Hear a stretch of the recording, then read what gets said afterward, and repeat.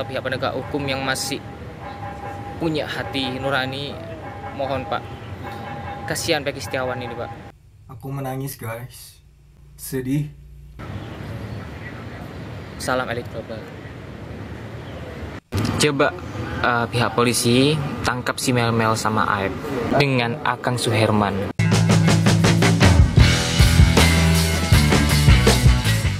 Oke. Nah guys, kali ini Mas Dery Noah memunculkan 3 nama untuk diperiksa oleh polisi karena mereka adalah saksi. Dengan diperiksanya mereka, maka terpidana akan bebas. Dan tentu saja 2 orang di antara mereka mampu memberikan kesaksian yang sebenarnya tentang kasus Vina ini. So teman-teman, silakan ikutin video ini dari awal sampai selesai. Assalamualaikum warahmatullahi wabarakatuh. Ya, untuk kali ini saya membuatkan video tentang siapa si Aib. Ya. Pertama-tama itu kenapa saya nggak gubris si Aib ya? Karena saya menunggu itikat baiknya untuk menarik pernyataannya dia sebagai saksi, ya kan? Nah, karena konten kreator atau seperti Uya Kuya juga udah menelisik bagaimana kesaksian Aib itu benar atau tidak, dan banyak kejanggalan kan. Nah, kali ini saya ingin bahas siapa Aib itu, kenapa Aib bisa tahu semua, apakah benar yang diketahui itu sesuai dengan penglihatan dia. Oke.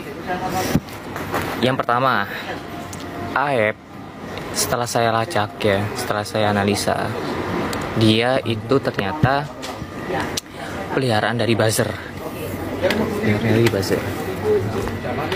Lalu, kenapa dia menunjuk kepada terpidana yang sekarang menjadi tumbal ya?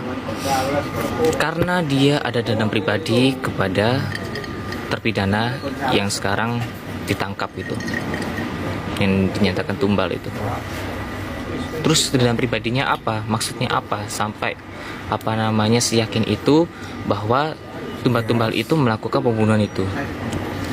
Aib sebenarnya tidak ikut dengan kejadian di pembunuhan itu. Oke ya. Dia memanfaatkan kesempatan ini untuk balas dendam karena dia pernah digerebek saat melakukan mesum. Itu, melakukan mesum di tempat pencucian mobilnya dia. Gitu ya. Jujur saya saya nunggu si Aib untuk itikat baik ya, itikat baik menarik pernyataannya bahwa dia itu berbohong, tapi tidak kunjung dilakukan. Video ini akhirnya saya buat gitu. Jadi Aib ini tidak sama sekali ya mengetahui kejadiannya bagaimana, dia tidak mengenal pelaku itu kayak gimana.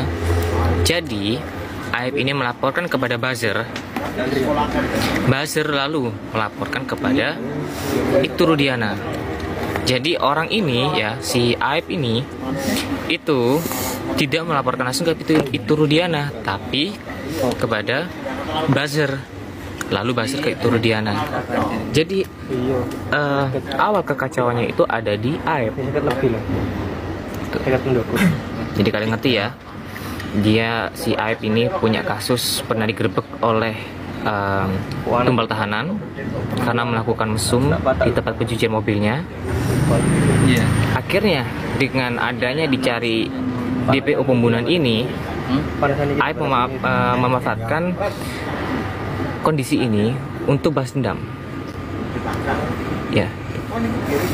Lalu siapa si Mel-Mel? Nah, apa yang dia takutkan? Mel-Mel bisa tahu semua, yang jelas dia pasti pernah ikut geng motor. Coba tanya aja ke Mel-Mel. Coba pihak polisi tangkap si Mel-Mel sama Aib. Itu ya. Mel-Mel pernah melakukan apa? Kalau si Aib tadi sudah saya jelaskan ya. Dia melakukan mesum, akhirnya menuduh para terpidana yang pernah menggerebek dia.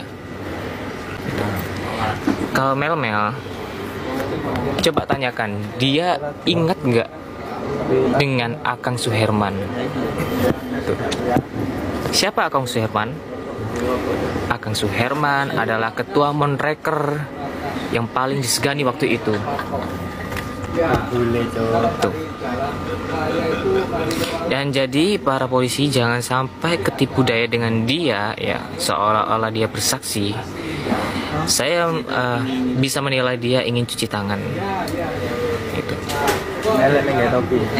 Coba diselidiki si Aib sama Mel. Itu saja.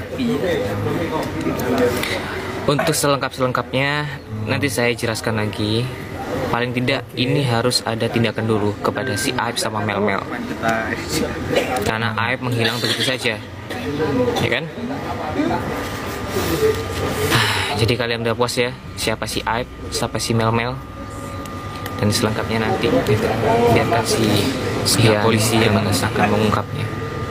Nah guys, bagaimana menurutmu? Apakah Mel dan ketua geng motor Monreker mampu membuka kasus Vina ini?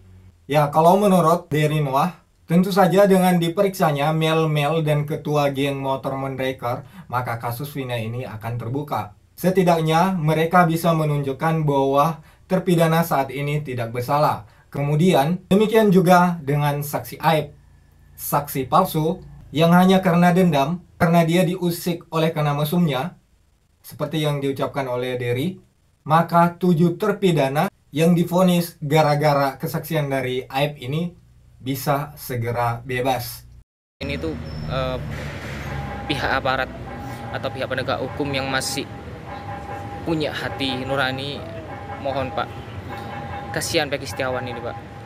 Dia ini hanya seorang kuli bangunan, dia menghidupi orang tuanya, dan dia ini banyak udah bukti-bukti dari tetangganya, dari orang-orang terdekatnya, bahkan dari Facebooknya dia itu rajin sholat tuh Pak, rajin sholat, rajin puasa, segala macam tentang keimanan kepada Allah.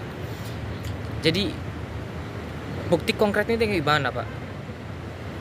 Saya juga agak kasihan sangat dengan Peggy kalau misalnya di pengadilan hukum nanti itu, di pengadilan itu dia dihukum mati, itu ya wah, sulit saya ini mengatakannya ini.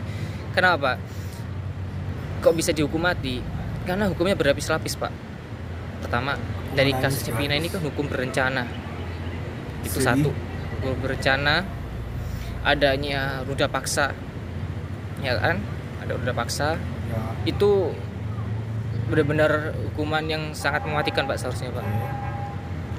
Nah, sedangkan Peggy Setiawan ini ya yang tahu pakar wajah, saya akan lihatlah itu.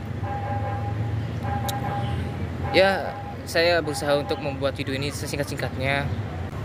Jadi seharusnya ini sudah menjadi titik terang untuk berakhirnya kasus Vina ini. Jadi saya nggak bisa berbuat banyak ya Pak ya. Di sini ini sebenarnya tugasnya para aparat hukum. Tapi kalau misalnya tidak ada keadilan Pak, wajar aja netizen ini mengeluhkan tentang keadilan sila kelima Pak. Sekian itu aja yang saya sampaikan. Ya. Salam elit global. Ya.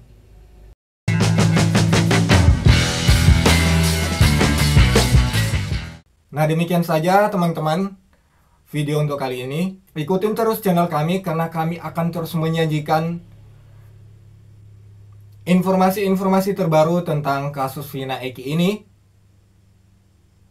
Hingga nantinya kasus ini akan tuntas pada pengadilan. Oke, welcome back guys to my channel, dan sekarang kita akan membahas panjang lebar tentang FB Pro.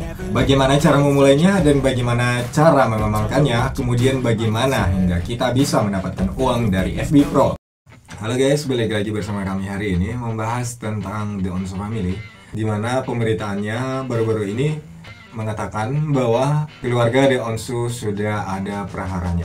Nah guys, ternyata berita tersebut. Sampai jumpa pada video berikutnya.